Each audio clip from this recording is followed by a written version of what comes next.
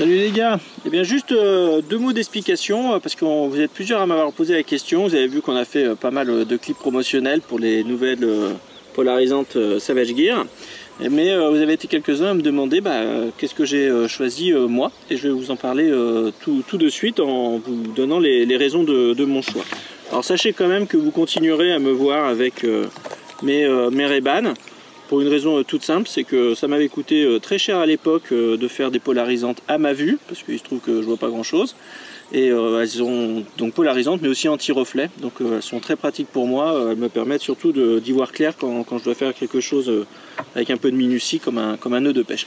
Mais si on s'en tient aux nouvelles lunettes Savage Gear, on parlait de Ray-Ban il y a une seconde. J'aime beaucoup le modèle de série 1, celui-ci, tout simplement parce que la forme est très urbaine, très proche finalement. Vous voyez, si je mets mes Ray-Ban à côté, elles sont très proches l'une de l'autre, et je trouve que c'est un look qui me va bien, en tout cas qui me plaît.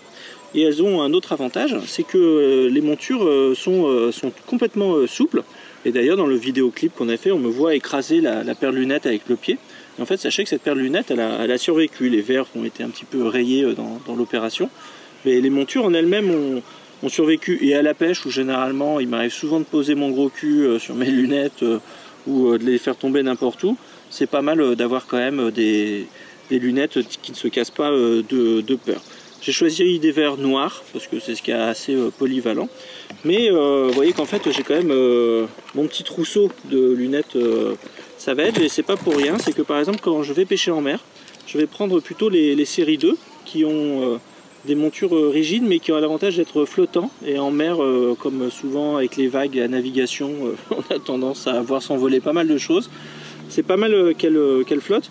Et surtout, elles sont beaucoup plus enveloppantes sur le visage. Il y a beaucoup moins de lumière qui passe sur les côtés. Il faut penser à les enlever d'ailleurs de temps en temps si on ne veut pas ressembler à un raton laveur à la fin de la partie de pêche.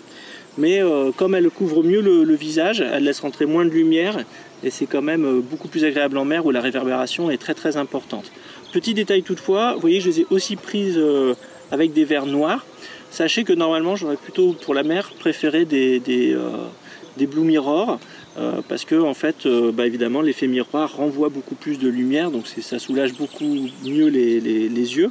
Mais pour des raisons professionnelles, purement techniques, ça ne me convient pas, parce qu'en fait, quand on tourne des images avec un caméraman et qu'on a des verres en Blue Mirror, eh bien, on voit le reflet du caméraman ou du photographe dans les lunettes. Et je trouve que la gueule de Maxime n'est vraiment pas du tout vendeuse en vidéo. Donc je m'abstiens, j'ai pris là encore des verres noirs. Et enfin, un tout dernier mot, vous avez vu que j'ai troisième étui à mon trousseau. Et en fait, il s'agit, vous voyez, il y a écrit Yellow. Alors, il y a plusieurs choses à dire là-dessus.